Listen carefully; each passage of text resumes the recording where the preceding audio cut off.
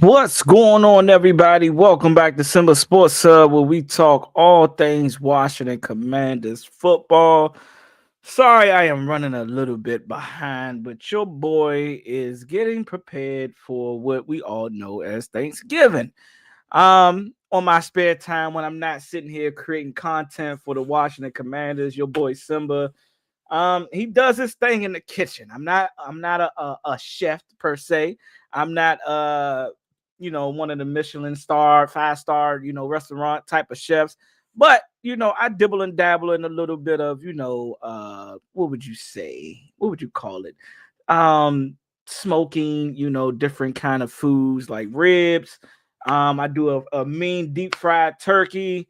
I'm also and this is a little tough to even talk about, but if you know me, you know that I eat chitlins, and I know that is not a big thing for a lot of people in the world. A lot of people despise chitlins. A lot of people don't even like to even talk about it, and I get it. I understand it. I respect it. It's all good. It's all love.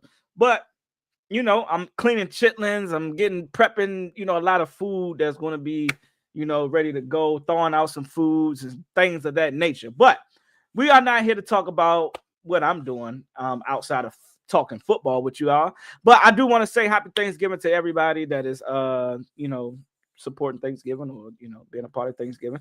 I don't know if there's certain religions that don't, recognize the Turkey Day, Gobble Gobble Day.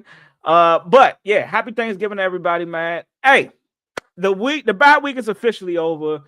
There is some things to be discussed, some things to be talked about, some ramblings within the media, the good old what would you call it? That's just some things that we got to discuss going into this 4 week. Coming off this bye week. We made some key trades, or we made released a kicker, bought in another terrible kicker. But we're talking about the Washington Commanders versus the Denver Broncos, who are 9-2, and we already know our record. We're 3-8 currently right now, and as we sit, and we are, looking to potentially, put another win in our column. But you ask a lot of the Commanders fans, they say, hey, we might as well go ahead and tank, right? I don't know if you can really tank on a team that is just flat out bad, like injured and bad at the same time. So but we are going to talk football. We're going to talk what I expect, what your boy expects to see out of this game Sunday night. I know a lot of people was alluding to seeing this game getting booted off of the prime time, getting it flexed, unflexed. Yeah, go ahead and move us to like 4:30, 4:25. Y'all can move the game up, Slim. Get Denver, go ahead and make y'all way down. Get ready. We get y'all settled in right, good and settled in now. Y'all can go ahead and make y'all trip. We get y'all a facility to go practice at and all that. But we don't have to be another primetime game for the rest of the season. But let me not, be the diaper dandy of the, because that's not how I truly feel. Because this game is as important as those that want us to tank. I don't believe in the tank, theory, or the tank mindset.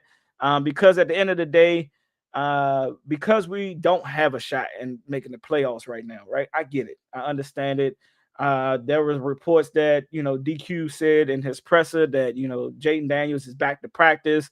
But it's unlikely that we would see Jayden Daniels step on the field this Sunday against the Denver Broncos.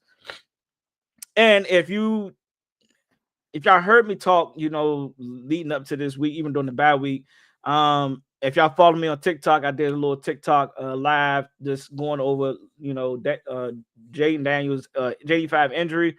I'm a firm believer of this. I do want to see JD play, but I do not want to see Jayden Daniels step on this football field if he's not 100% healthy. If he is having to wear a brace, or if the brace is just to, take extra precaution, I get it. But if there is any lingering, pain, like resistance, he cannot play football his normal way.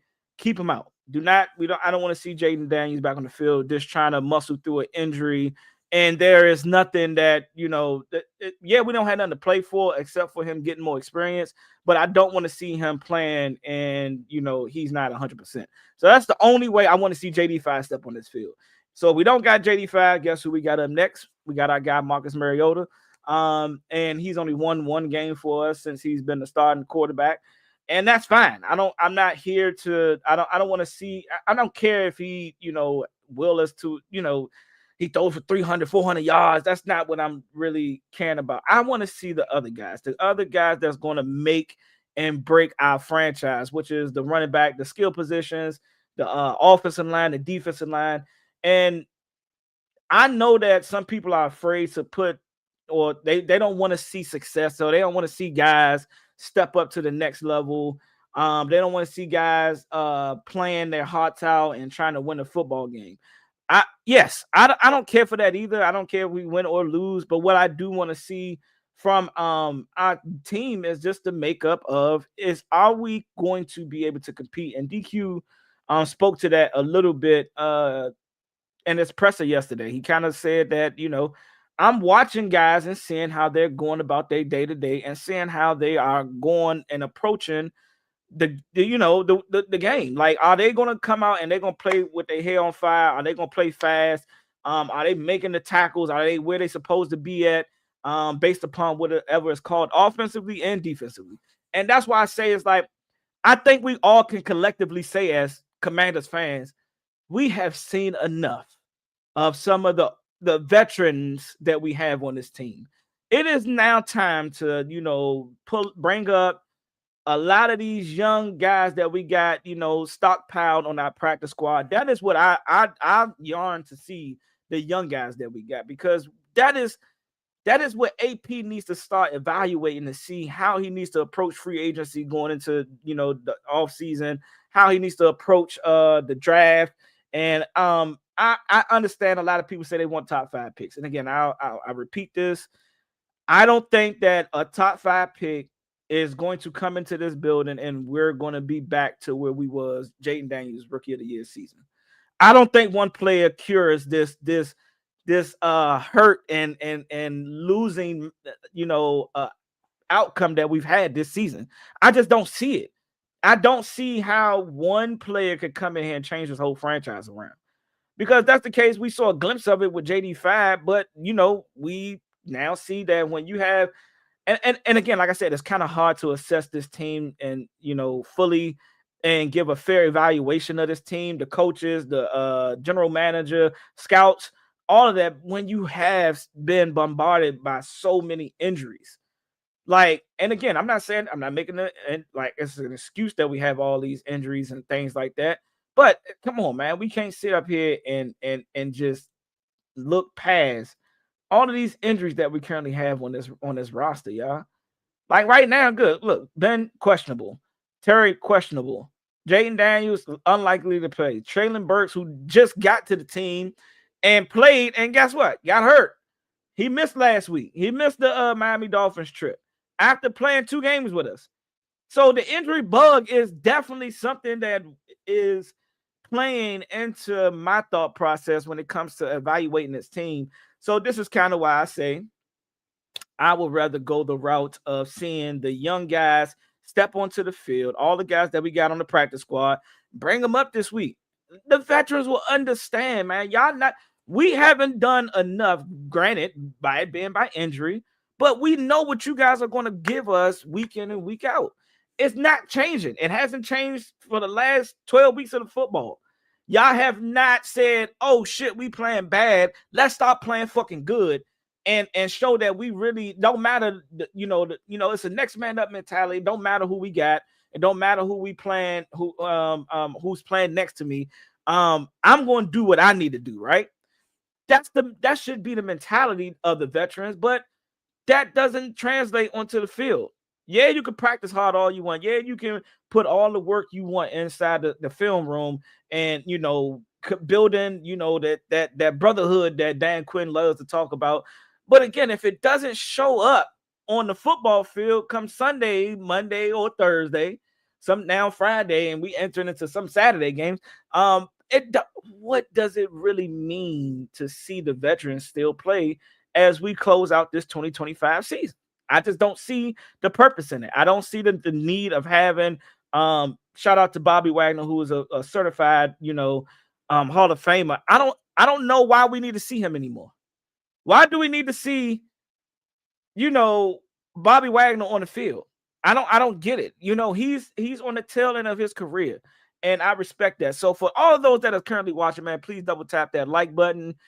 Share the live, man, so that we can get into that algorithm and have more people tune in and fuck with your boy Simba on this here YouTube channel. I'm still trying to grow this thing to get a lot of people in here to start chopping it up, chopping it up with me, what I'm saying, talking football, because that's what I love to do. This is why I created the channel, so I can talk football. I can talk X's and O's with everybody. So please, man, if y'all can, hit that like button, and also share the live, man. Pass the live around to some other Commanders fans so they can come on in. And even if you're not a Commanders fan, still show your boy Simba some love, man. If you're one of the family members that's tuning in right now, I appreciate y'all. But share it, like, double tap that, hit that like button for your boy. It helps me get out to the algorithm in YouTube. So yeah, I appreciate it. But back to what we were discussing. I want to see a lot of the young talent that we have stockpiled. There are a couple of guys that have had their 21-day window opened up. Noah Brown. I don't know if we'll see him play. I think DQ is probably going to speak more on give us more of an injury update either today or tomorrow. And I was going to do this live tomorrow, but that's the day before Thanksgiving, and I got, again, like I said, I got some preparation to do, and tomorrow is going to be a lot of getting stuff seasoned and marinated and ready to go come Thanksgiving. So yeah, you guys are getting me live today to talk about this preview against the Denver Broncos, and it's nothing much really that we can talk about the Denver Broncos about, because guess what? We already know what the Denver Broncos been doing this whole season. This is the Commanders channel. So we got Noah Brown 21-day window. Drake Jackson 21-day window opened up against Miami. And I don't know if we'll see him play. Maybe DQ gives us more of an update tomorrow. Will Harris also opened up his 21-day window.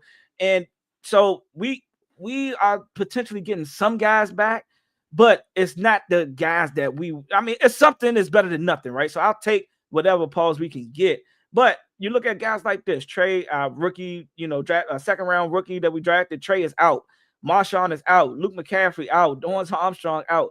These type of injuries, man, some of these guys, Austin Eckler, who helped us out last year tremendously in the pass blocking as a receiving back, gone. We lost him early on in the season, but it is what it is.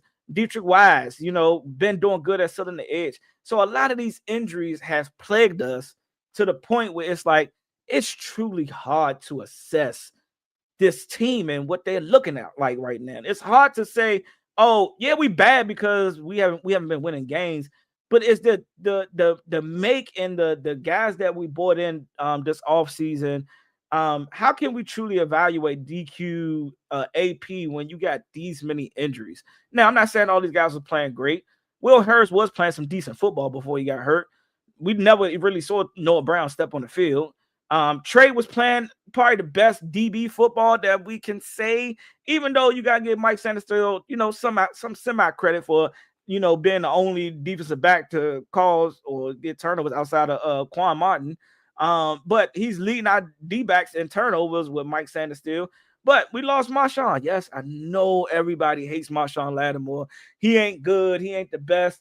Some argue it's the scheme. Some argue it's just that he ain't him no more. I've been said this, and I wish that a lot of the fan base, not wish, but if the fan base kind of understood that the Marshawn, the All-Pro Marshawn Lattimore that was in New Orleans, he stayed in New Orleans, because prior to him getting traded to us, he was hurt. What, a year or two during that time? So it's not like we got a Marshawn Lattimore coming off of like one of his best years, and then we traded for him and bring him over here. Nah, we brought Marshawn Lattimore here after he's had 2 injuries, and it was good. It helped out the like, oh man, like we on a run, we making a trade. We know we needed a cornerback due to the horrible cornerbacks that we had last season, and then it's just like it didn't pan out. It didn't pan out the way that we wanted it to. Is it scheme? Who knows? Is it the pass rush that we don't have, that we lack tremendously, especially with Dorrance Armstrong and Dietrich Wise been out of the foot, been out for the year. Javante Baptiste, who I was excited to see come in and actually play, but we lost him to a pec injury.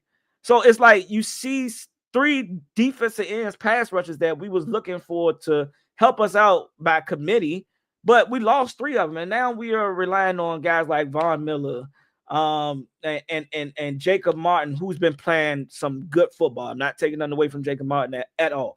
And then you got old, former Washington Redskin pass rusher and Preston Smith, and he ain't giving us nothing. So it's like it's very, very hard to go into this week's game and say, hey man, I want to continue to see the guys and see the vets of the team. I'm good on the vets, y'all. I don't know about y'all. I'm good on seeing the vets. I want to see how our young guys is going to look against this Denver Broncos team who's been playing phenomenal football. From Bo Nix to having a good year, a good decent season. J.K. Diamonds, who they just lost to injury reserve. So, but going up against Cortland Sutton, going up against I forgot the young guy name, the young receiver that they got over there out of Oregon. He played Troy Franklin, out of Oregon. Like we're gonna have a tough matchup. The defense, who played great football against Miami, and I know it's Miami, so we're gonna take it with a grain of salt, right? How they performed against Miami, it's Miami, right? Now we're going up against a better offense, a better quarterback. We're gonna really see if what success we saw for Miami and DQ calling the defense, how that translates into this game going up against Bo Nix, who has been playing phenomenal football. Sean Payton has been calling a great game, a great season so far. But if we can go out there and hold these guys under 20 like we did Miami, or keep the game within scoring distance, it sucks because then now we got to rely on our backup quarterback who's looking like it's going to be it's going to be Mariota playing again, and we got to depend on Mariota driving us down the field, which he has done. He has moved the ball down the field. We have shot ourselves in the foot due to penalties. We stalled drives out due to our offensive line play, and that sucks, right? It sucks that we see us, shooting ourselves in the foot and not just flat out getting beat and stopped by defenses. But it's like the offense that we all expected. We didn't envision this without Jayden Daniels, Terry McLaurin, and Debo has been doing everything that he could be doing. I'm not mad at Debo's production, especially now that he's the number one, receiver that all the defenses are going to say, hey, we got to take him out the game. And we're going to force guys like Chris Moore, who I don't understand why it's still on his roster. Chris Moore, Robbie Chosen, and all all the other guys that Traylon Burks. We saw a little bit of Jacoby Jones. He only had 1 catch against Miami. So it's like they're going to scheme to take Debo out the game.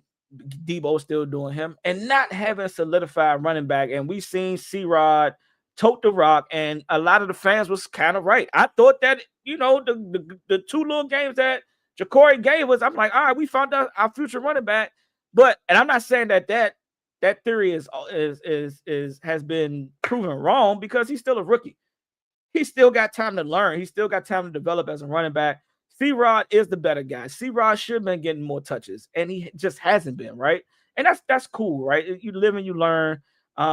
But I do think that this offseason we need to look at, bringing in a solidified running back. And last I heard, Breece Hall is one of those guys that's going to be hitting the free agency and looking for a new environment. Bring him in. Do that also mean that we need to beef up our offensive line and get a little bit more stronger, a little bit more powerful on the interior side to kind of, get some of these defensive linemen off the line of scrimmage, which we don't see a lot of, man. We don't see a lot of push from our O-linemen.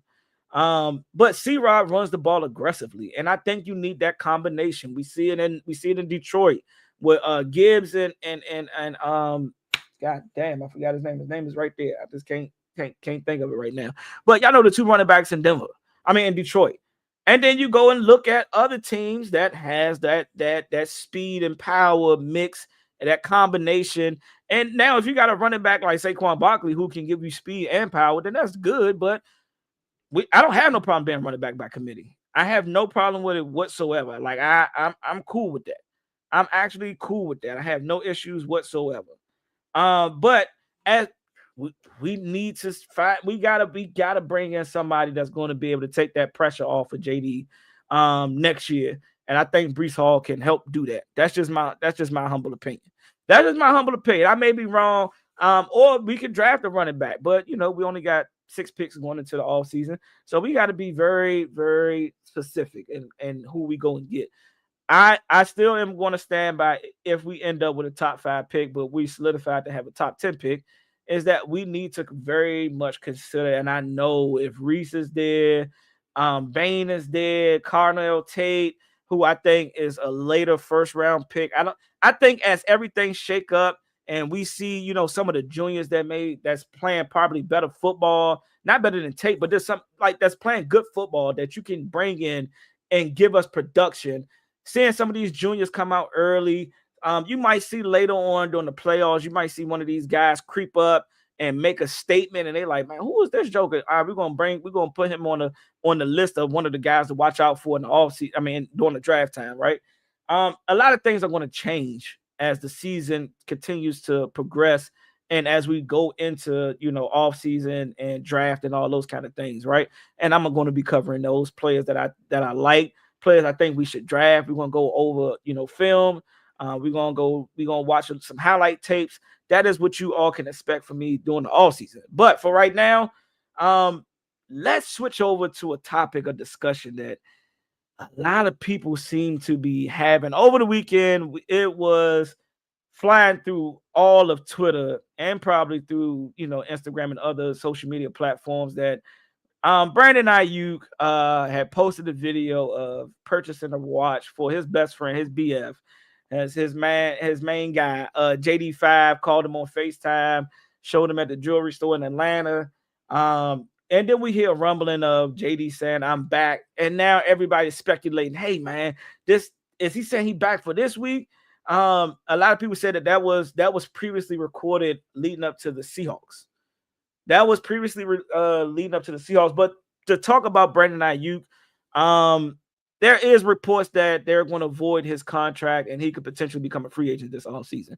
And now the topic of discussion that everybody's having for all Commanders content creators and just fans in general, should we bring in Brandon Ayuk? And I don't think people maybe want to hear this from me or just from a Commanders fan. And it's like I always try to look at it from two sides. I try to look at it from the business side. Also, I try to look at it from the player personnel and does this player help us out? I'm gonna say this: when you talk about receiver and what Brandon Ayuk can do for us, I think we tend, and this has been just an observation from me and seeing a lot of fans. Whenever a name is mentioned to be attached to the Commanders, or we make a certain, trade or certain, and myself included, or we pick up somebody at a free agent, we automatically think that player is going to come in.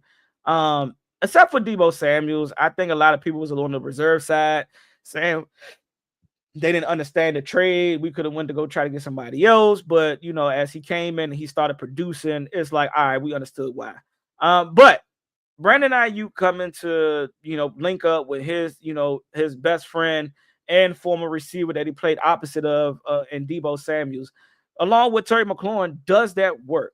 What does that do to the young core group of guys that we have on this roster currently? And I'm talking about guys like Luke McCaffrey, Treylon Burks, who a lot of people from a fan base perspective and a media perspective is saying, hey man, y'all might got something. He may be able to resurrect his career with y'all. Y'all should bring him back, or y'all should sign him back to another, contract and see and replace him with Noah Brown. But do you still say that and consider Noah? If you bring in Brandon Ayuk, do you bring back Treylon Burks? What are we going to really get from Brandon Ayuk, who hasn't played a snap since 2 seasons ago, right? It's going on 2 seasons or a season ago. due to the injury that he had, the season-ending injury he had after holding out, similar to Terry McLaurin. So I don't understand how so quickly we turn and we have this mindset about Terry McLaurin messing up the season because he was on a hold out and hold in because he wanted to get paid his money. And then on the other hand, we want to bring Brandon Ayuk in here, who did the exact same thing and got hurt for the whole year.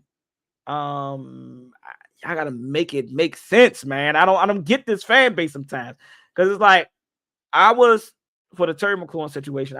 I'll say this, and I have no problem admitting it. I would have been fine if we traded Terry McLaurin. If you would have got me a 3rd or 4th round pick, shit, even a 5th round pick, I would have been okay with it. I would have been okay with it because even though I think there is conversations for Terry McLaurin being a top 10 receiver, and I appreciate every fucking thing he did for us.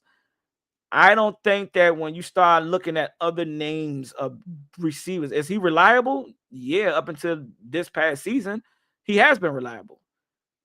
1,000-yard receiver each year. And I'm not even gonna play he barely cracked 1,000. He got 1,000 yards. That shit is tough, especially when you got a different quarterback every fucking season, damn near. So I give him credit where credit is due, but it's about, hey man, we need to start looking at who's going to be the next Terry McLaurin. Who's going to be the next guy? So if we could have traded and got some good value back for him, I would have been fine with him, being traded. But I also would have been fine with him. And a lot of people say, man, you straddle the fence, Simba. You got to pick a side. I don't believe in you got to pick a side. No, two things can be true at the same time. Two things can fucking be true at the same time. I was fine with Terry McLaurin getting his money and getting paid for his production, which I think he got paid prior to, and then even got paid again for how he produced for this team, leading, the team in touchdown catches. That was his highest touchdown catch season. You know what I'm saying? He produced. He wanted more money. I think he deserved it. He got it. Yes, he got hurt. I'm not going to get into that whole semantic of, see, this is why you need to be in the off season. Hey, look here, I'm going to say this, and I'm just a firm believer on it. Business, taking care of business does not increase your likely chances of getting hurt that very next season. And now there's some great, maybe some good stats out there, and I'm not privy to all of them. I'm not even about to go down there. All I know is Brandon Ayuk had the same similar thing. So, all right, I can understand it. I could be understanding to those who said we paid him and then he got hurt on us. I get it. I understand it. But he's not the only one that got hurt. JD got hurt. We lost Austin Eckler. Y'all just saw the injury list, so we don't even need to go to. A lot of people got hurt this season, so how can we solely blame? I don't think Terry was the reason or the sole reason that why everybody else got hurt for us this season. We can't say that. That's asinine if you think that way. But anywho, so do we bring in Brandon Ayuk with Debo? Do we bring Debo back along? Bring him onto a team-friendly deal? I think we need some height. I think we need some size, some guys that can go up there and get that jump ball for JD.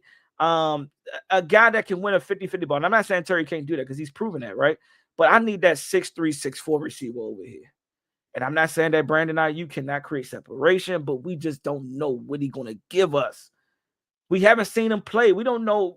A lot of people to say, "Oh, he came back. He gonna be good after the ACL tear." And it wasn't just his ACL. I believe his meniscus and all that got damaged as well. So we got to see what this new Brandon Ayuk is going to look like. So do you bring him back and you still let him rehab, try to get all the way back to his original self, so he comes back on a team-friendly deal because he is playing with his best friend? I'm all for it. If we're not giving up a buku amount of money for that, but I still think that the 1-year fixes, we need to start looking at trying to get as young as possible and get some dogs in here that's going to be willing to come in and try to prove themselves and make a name for themselves and make their own, Terry McLaurin type season with their gameplay. I think we need to go young. Now, can we go young at one off season? No. This is still a 2 to 3 year process from today. Maybe 3 years, maybe two seasons from now, we will start to see the mindset of an AP. So I'm not gonna say it's a little bit unfair judgment on him because of, and I get the whole, man, you see how Emmanuel Forbes is playing. Let's get some understood. And I was an Emmanuel Forbes guy all the way up until we let him go. Yes, AJ Brown was his demise.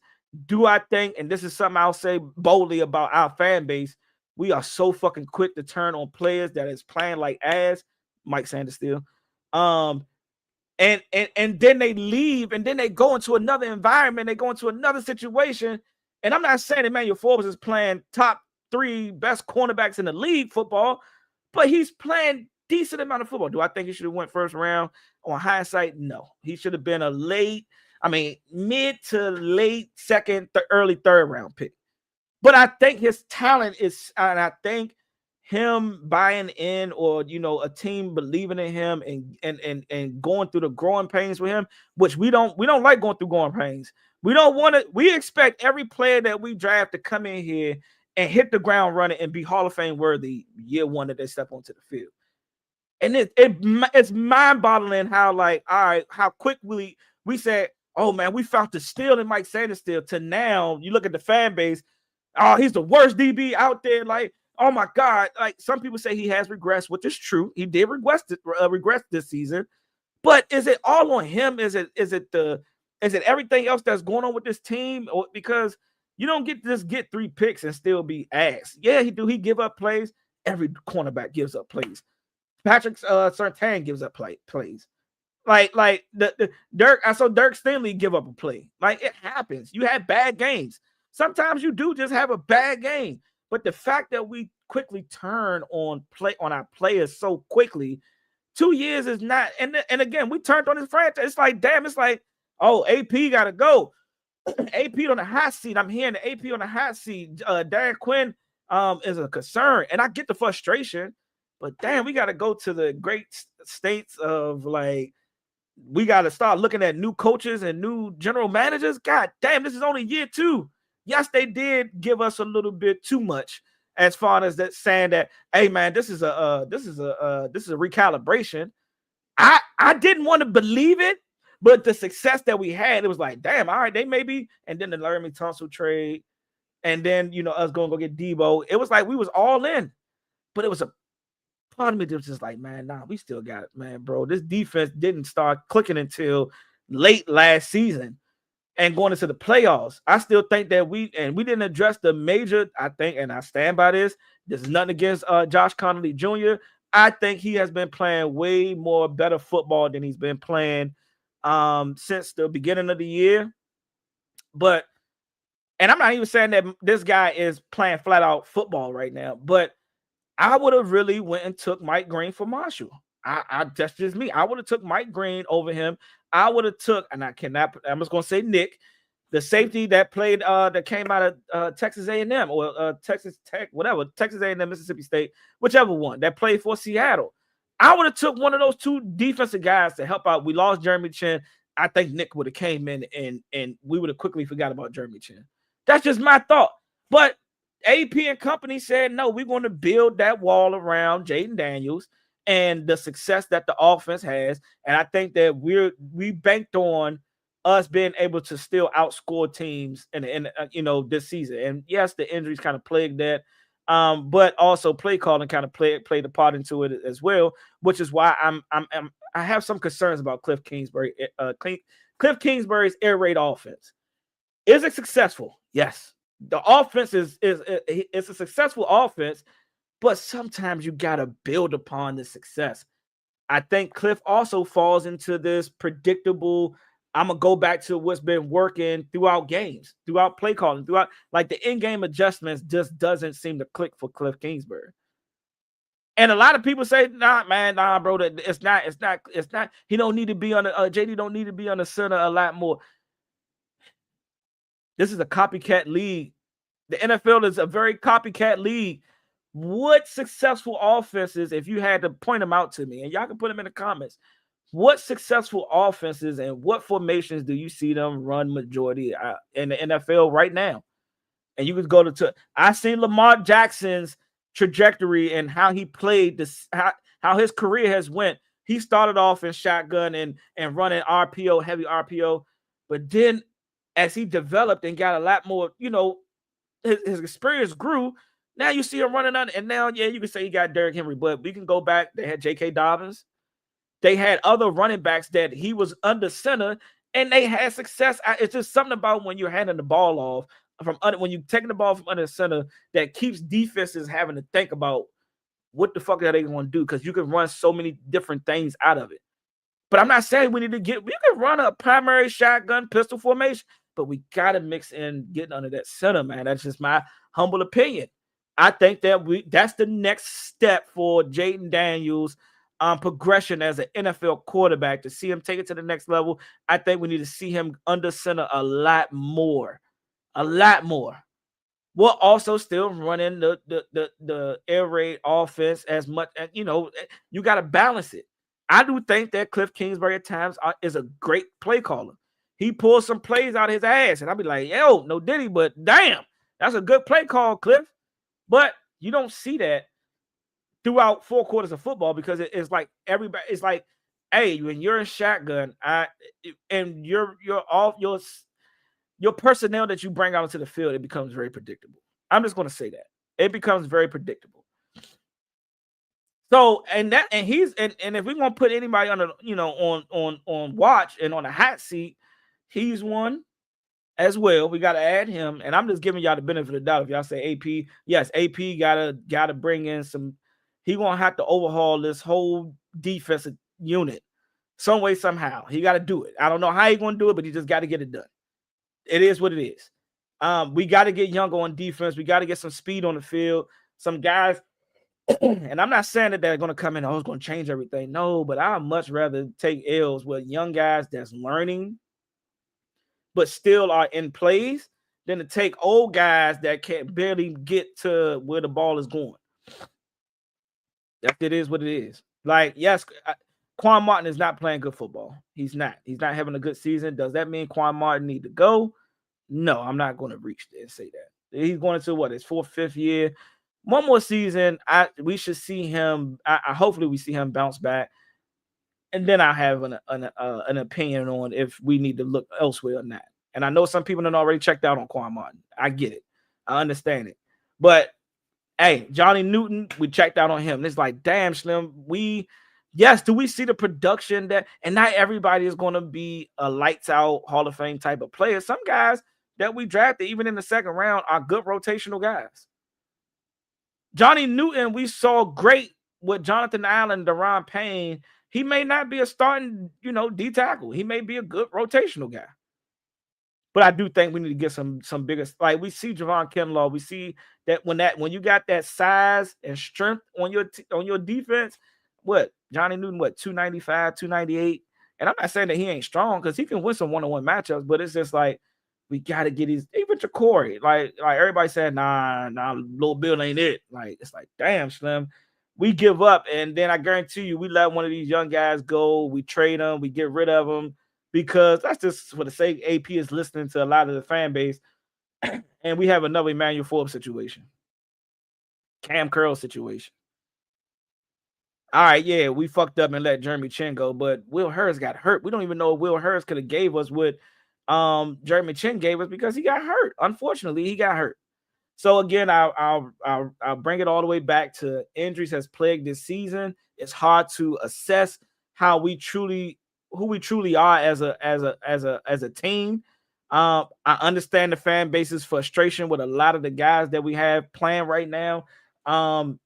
I understand that Jayden Daniels is injury prone quarterback. Him not playing the rest of the season and sitting him, I understand it. I just don't agree with it. Last time I checked, he plays one of the most violent sports in all the sports. If you really had a chance to sit in front of JD and you ask him, like, hey, bro, do you want to play? I guarantee you, the dog in him is going to tell you, yeah, nigga, I'm trying to get out there and bump. Fuck the injuries. Yeah, they happen. It comes with the territory. You're going to get hurt. This is not RG3. This is not RG3. I repeat, this is not RG3 situation. We got to let that shit stay in the past. It sounds like a female who is carrying over their ex, they past ex relationships into their new relationships. That's what it gives off. It gives off like everybody is carrying over the old. There's another RG3 situation. I get it. I understand it. But no, this is not the same thing. This situation with JD5, Dan Quinn, AP, Josh Hurst, everybody's on the same page. Everybody that came together and said we were going to draft Jayden Daniels unanimously wanted Jayden Daniels on his team. RG3 situation, it was one guy who wanted RG3, and there was the rest of the guys who wanted Kirk Cousins. That's not the same. Yeah, you got to protect the player, but RG3 takes a lot of fault for forcing himself back onto the field because of fear of what Kirk Cousins is going to come in and do. That's all it was, and it's cool, but that was that situation. This situation, Dan Quinn truly cares about Jayden Daniels. AP, Josh Hurst, and the rest of the upper management, they love JD, and they want to see the best out of JD. So sometimes you got to step in front of the player and say, "Hey, man, take another week. Let's just be extra cautious." And this is why you don't see him rushing back and playing this week. So this is not the same, man. This is not the same thing. I get how quickly we can let that seep in and take over, but hey, man, this is not that. I expect to see a good game from our defense. If what we saw in Miami, I hope that we can carry that over into this Denver Broncos game. I do want to see some of the young guys play, but if I don't, hey, Bobby Wagner, Frankie Louvu, hopefully we can get Will Harris back on the field. Hopefully we can see a sign of Drake Jackson. Hopefully we can see a sign of him. I don't know if Traylon Burks is going to play, but hopefully we can see him on the field. And then next week, maybe we can see JD back with Terry McLaurin. If Terry is having any hesitations, like if y'all can't put him through like a live game scrimmage right now, like get his ass out on the field and let him get hit, let him go and make some of those tough contested that would, put some stress on that quad and see what that quad is really going to do. If he's not able to go, just sit his ass out for the rest of the season. Sit JD if he's not 100%. Noah Brown, hopefully we can see him back on the field, but I don't expect to see him back next year. Y'all let me know in the comments, man, what you guys think, man. Hey, I'm not even going to give a score prediction for this game. I'm just going to watch as a fan. But I'm about to get up out of here. I'm about to head over to my TikTok live. I'm about to go talk to that fan base for a little bit, and then I'm back to getting prepared for Thanksgiving. Happy Thanksgiving to you all. Hopefully you all have a wonderful Thanksgiving and spending time with your family. I catch y'all on the next one, baby. Raise hell. I'm up out of here.